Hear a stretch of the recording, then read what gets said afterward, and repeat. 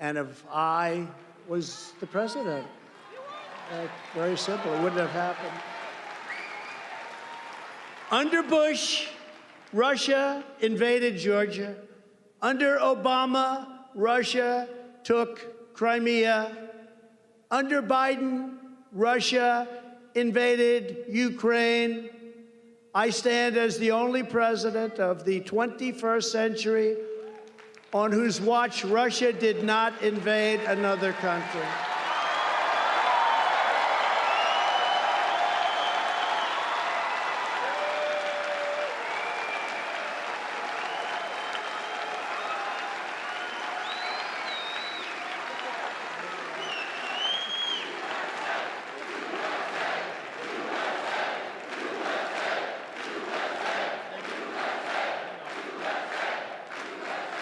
Thank you. I gave Ukraine the javelins that everyone is now talking about and millions of dollars of other military equipment. The Obama administration gave them blankets. You remember? They gave them blankets. They said, we need more than blankets. No, we gave you blankets. They sent them blankets. Thank you very much. Under our leadership, the world was a peaceful place because America was strong. And the perception of our country was perhaps like it had never been before. Powerful, cunning, and smart. We were a smart country. Now we're a stupid country. We always, very simply, put America first. That was the answer. With the Abraham Accords, we had peace in the Middle East. We had peace in Europe.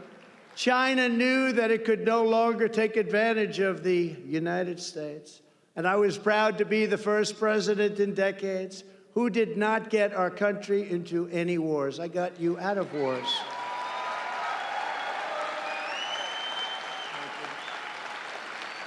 Thank you.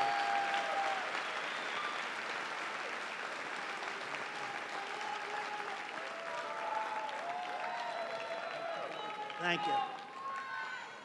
Under our administration, Russia respected America just like every other country respected America, and they really respected us a lot. But now Joe Biden is seen as a weak, and I hate to say it because I want him to do a great job. I really want him to do. Politically, I don't care. I would much rather have him do a great job than a poor job, but nobody could ever believe how bad and weak and grossly incompetent it has been. And when you have a weak president who is not respected by other nations, you have a very chaotic world. And the world hasn't been this chaotic since World War II. I think we can say that. We can say that very strongly. I have no doubt that President Putin made his decision to ruthlessly attack Ukraine only after watching the pathetic withdrawal from Afghanistan, where the military was taken out first, our soldiers were killed, and American hostages plus $85 billion worth of the finest equipment anywhere in the world were left behind. Yesterday, reporters asked me if I thought President Putin was smart. I said, of course he's smart, to which I was greeted with, oh, that's such a terrible thing to say. I'd like to tell the truth. Yes, he's smart. The NATO nations, and indeed the world, as he looks over what's happening strategically with no repercussions or threats whatsoever, they're not so smart. They're looking the opposite of smart. If you take over Ukraine, we're going to sanction you, they say. Sanction? Well, that's a pretty weak statement. Putin is saying, oh, they're going to sanction me. They sanctioned me for the last 25 years. You mean I can take over a whole country and they're going to sanction me? You mean they're not going to blow us to pieces, at least psychologically? The problem is not that Putin is smart, which of course he's smart, but the real problem is that our leaders are dumb. Dumb. So dumb.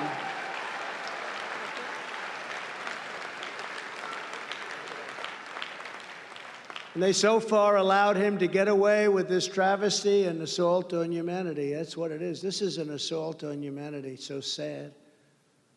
Putin is playing Biden like a drum, and it's not a pretty thing as somebody that loves our country to watch. Just not a pretty thing to watch. You know, I was with Putin a lot. I spent a lot of time with him. I got along with him. I got along with President Xi. I got along with Kim Jong-un. Kim Jong-un has massive nuclear power. It's a good thing to get along with people, not a bad thing. You can be very tough and get along.